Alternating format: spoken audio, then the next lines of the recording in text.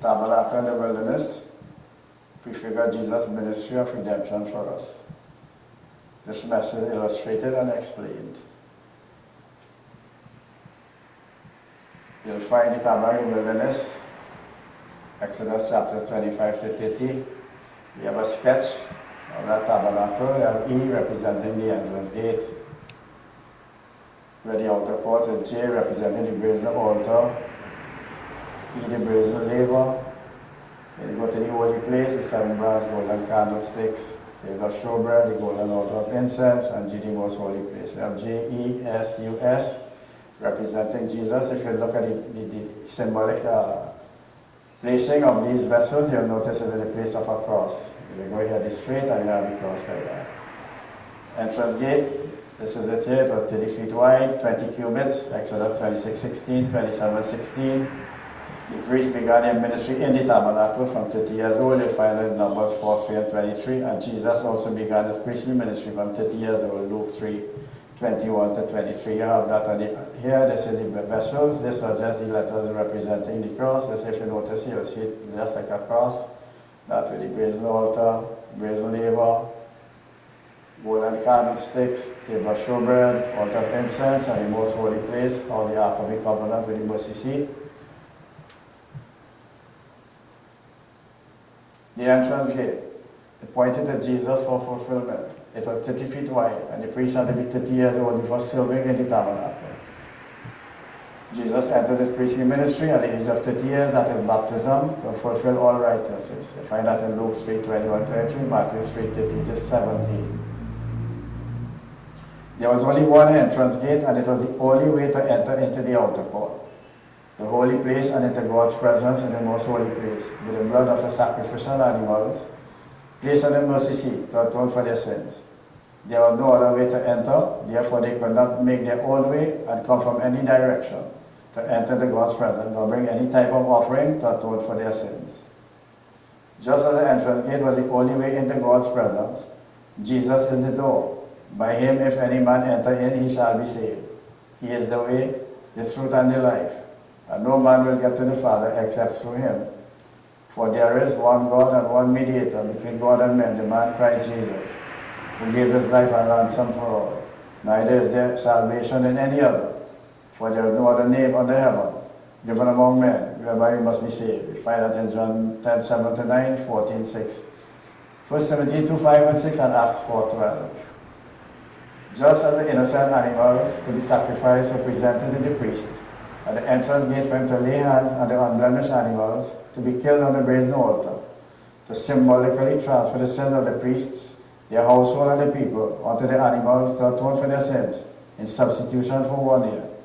Jesus, the unblemished Lamb of God, presented in heaven on earth, outside of heaven, both as our unchangeable high priest and sacrifice, the horn of salvation. And 2 days before Passover, Caiaphas, the high priest that year, together with the chief priests and the elders, laid hands on Jesus to be killed. And Caiaphas, the high priest, said that one man should die for the sin of the people, that the whole world perish not. This he spoke not of himself, but being high priest that year, he prophesied that Jesus should die for that nation, and all the people that are scattered all over the world. And from that day, they took counsel together to kill Jesus, and they put him to death. Hebrews 13:12, John 1:29, 36, Matthew 26, 1 to 4, 47 to 59, John 11, 46 to 53, Luke 23, 33. Jesus said no man took his life from him.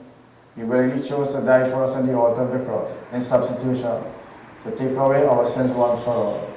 As he had the power to lay down his life, signifying his death and burial, and he had the power to take it up again, signifying his resurrection and ascension to the throne of God, to be the presence of God for us. John 10, 17 to 18, 19, 16 to 18 and 30. Luke 22, 22, Isaiah 53, 5 to 7, 2 Corinthians 5, 17 to 21, Hebrews 10, 10 to 12. Jesus, the horn of our salvation, after he had offered one sacrifice for sins forever, he sat on the right hand of God, having therefore, brethren, boldness to enter the holiest by the blood of Jesus, by a new and living way, which he has consecrated for us through the veil that is his flesh. Wherefore, he is able to save them to the uttermost, who come unto God by him. Luke 1:69, John 10, 9, 14, 6, 1 Timothy 2, 1 to 6, Hebrews 10, 11 to 21, 7, 25. We go to the outer court. We have in the sketch there represented Jesus. There's the brazen altar as a raised platform. You find in Exodus 27, 1 to 8, Leviticus chapter 16. It was on a raised platform. There's a raised platform here. You have the four horns. You have a grill in there where they put the animal. They would tie the animal, put the animals on his back, tie the legs to the four horns of the altar. And they used flesh hooks to cover to keep the animal down. So just as the shed blood of the animal was sprinkled on the four horns of the brazen altar, signifying the innocent blood and the power to cover the sins of all the people for a year, and had to repeat it annually, Jesus' blood was spilled on the four corners of the cross, as he died for the sins of the whole world, once for all. Horns are symbolic of power and strength, and they symbolize the power of Jesus' blood to remove our sins once for all. Just as these blood is on the four horns of the altar, you notice a cross right here. They have blood on the 4 points of the cross. East, west, north, and south, symbolizing that Jesus paid the sins for the whole world to all who would believe. You have the brazen laver. It was a mirrored washboard. Before the priest could serve in the tabernacle, he had to go and wash and then go and serve. You find in Exodus 30, 17, 21, 38, 8, the brazen laver.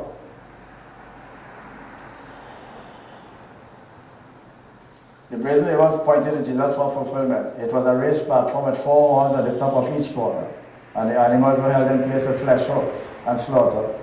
When slaughtered, the high priest took some of the blood and sprinkled it on the four horns of the altar, on the altar of incense and on the mercy seat, signifying the power of the blood to atone for their sins for 1 year, to repeat it annually on the Day of Atonement. Jesus, conceived without sin, died on the cross at Calvary to take away our sins once for all. Luke 23:33, Revelation 1, 5 to 6, Hebrews 10, 18 to 20. Just as the animals were held in place with flesh hooks and slaughtered, Jesus' body was held on the cross with nails and raised, crucified on the hill, where he shed his blood on the 4 points of the cross to reconcile man to God. When Jesus' body was broken in death, the veil of the temple was simultaneously torn miraculously in the middle from the top to the bottom, signifying that Jesus, our great high priest, by his sacrificial death and entrance into heaven, sat on the throne at the right hand of majesty, made a way open to God's presence for us to enter with boldness by his blood, by a new and living way which he has consecrated for us through the veil, that is his flesh.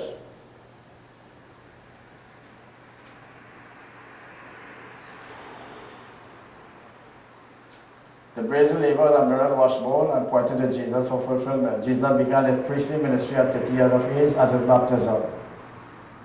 To fulfill all righteousness, wash the disciples' feet, and close out the old ceremony of the priests, washing on the laver before ministering in the outer court and in the tabernacle before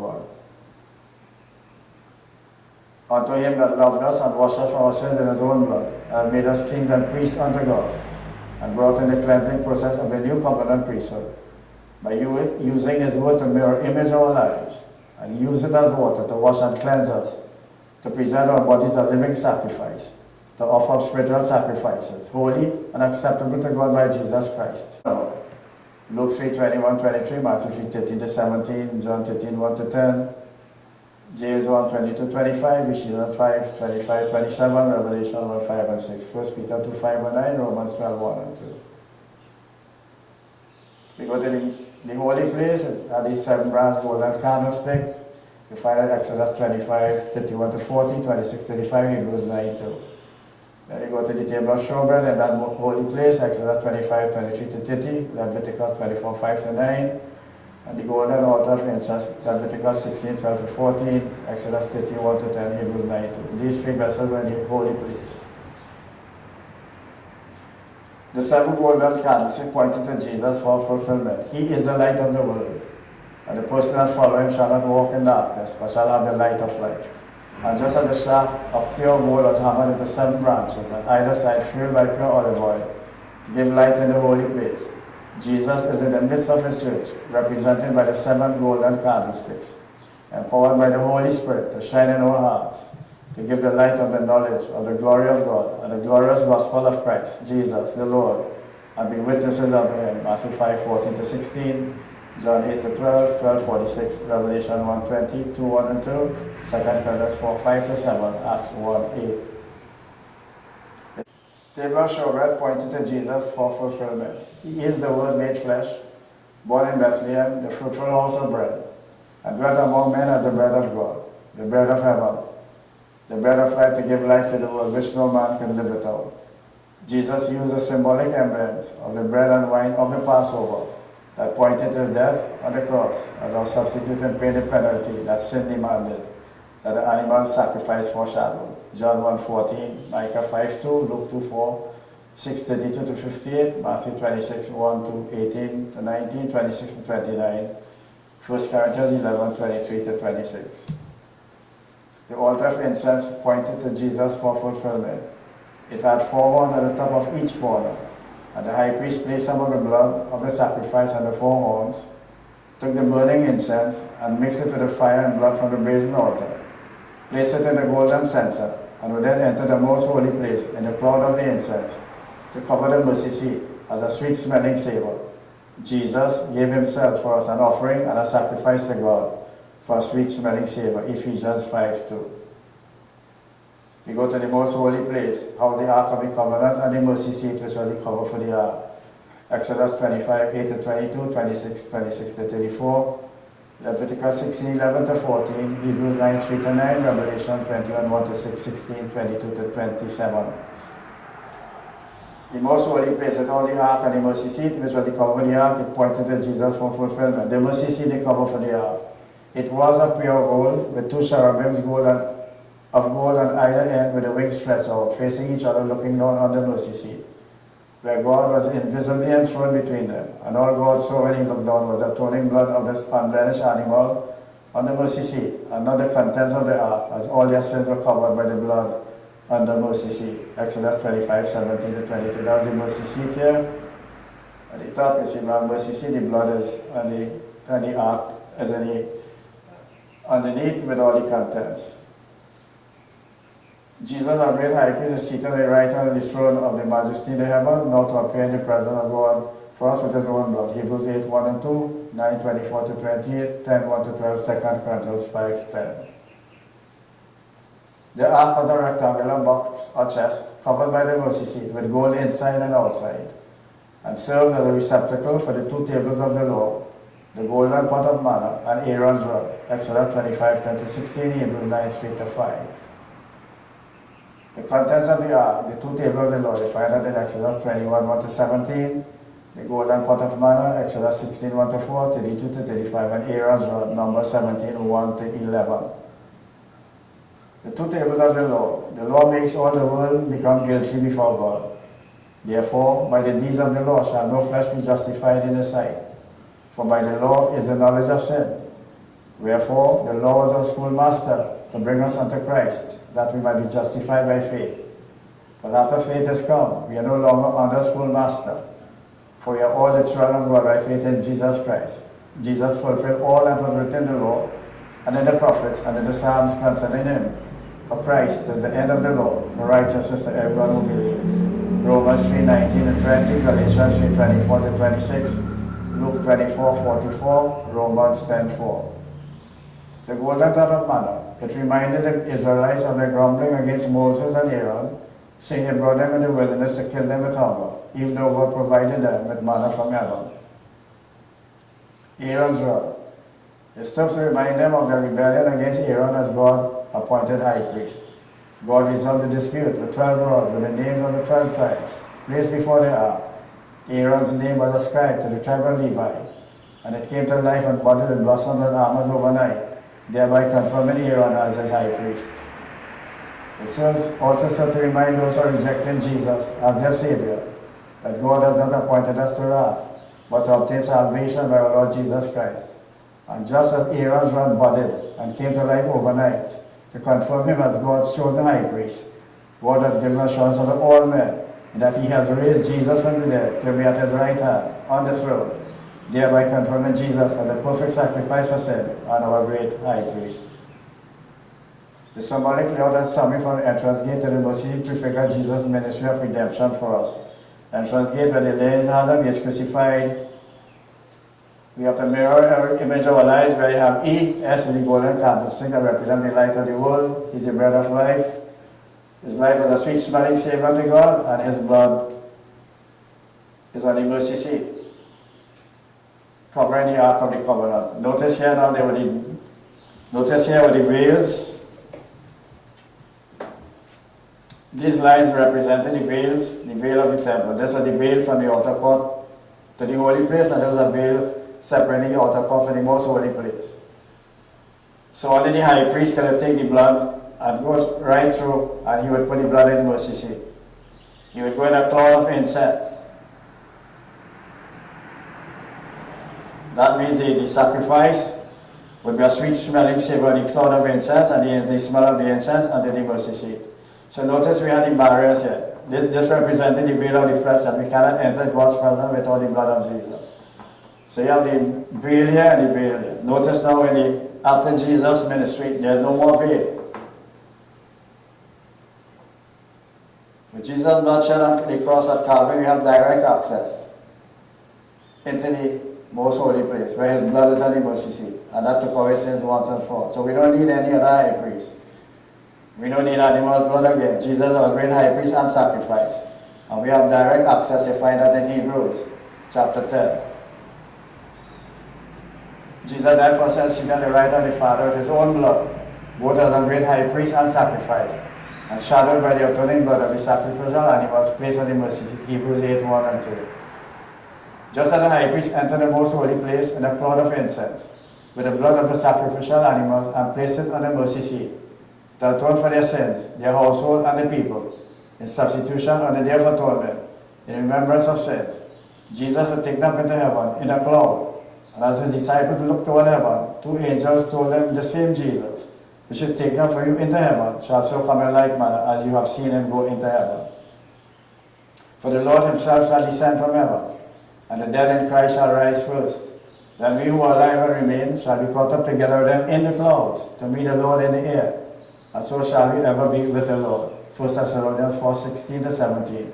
Jesus is in the presence of God for us, as all our sins are under his blood, taken away once for all, as there is no more offering for sin.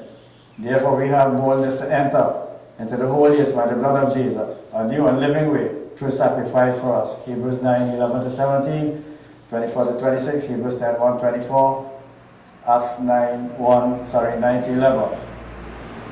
Now we have such a high priest, who fulfilled all that is written about him in the law of Moses, and in the prophets and in the Psalms, and is set on the right hand of the throne of the majesty in the heavens, a minister of the sanctuary, and of the true tabernacle, which the Lord pitched and not man. The true sanctuary of which Moses' tent was but a shadow, an example of heavenly things. Luke 24:44, Hebrews 8, 1-5, 9, 11-12. John saw the holy city, the New Jerusalem, the Lamb's wife, coming down from God out of heaven, and heard a voice saying, the tabernacle of God is with men, and he will dwell with them. The length and breadth and height of that city of pure gold are equal, as was the most holy place in Moses' tabernacle. It was the city Abraham looked for, whose maker and builder is God, where all things are made new. The Lord God Almighty and the Lamb are the temple of it. Revelation 21, 1-6, 16, 22, 27, Exodus 26, 26-20, and Hebrews 11, 9 and 10. Jesus is now on the throne of God and invites us to enter with boldness by his blood of the new covenant. The new and living way he made open for us to come and sit with him on his throne, to meet him forever. John 14, 1-6, Hebrews 10, 19-20, Revelation 3, 20-21. If you have never received Jesus as your Savior, today is the day of your salvation. Now is the accepted time to acknowledge that Jesus paid the price for sin once for all, and confess him as your Savior. Romans 10, 9 and 10. Lord Jesus, I believe you paid the price for my sin once for all, and I now confess that you are my Savior and High Priest. Thank you for saving me, as I look forward to your promise to take me to be forever in glory. Amen. Even so, come, Lord Jesus. The grace of our Lord Jesus Christ with you all. Amen. Revelation 22, 20-21.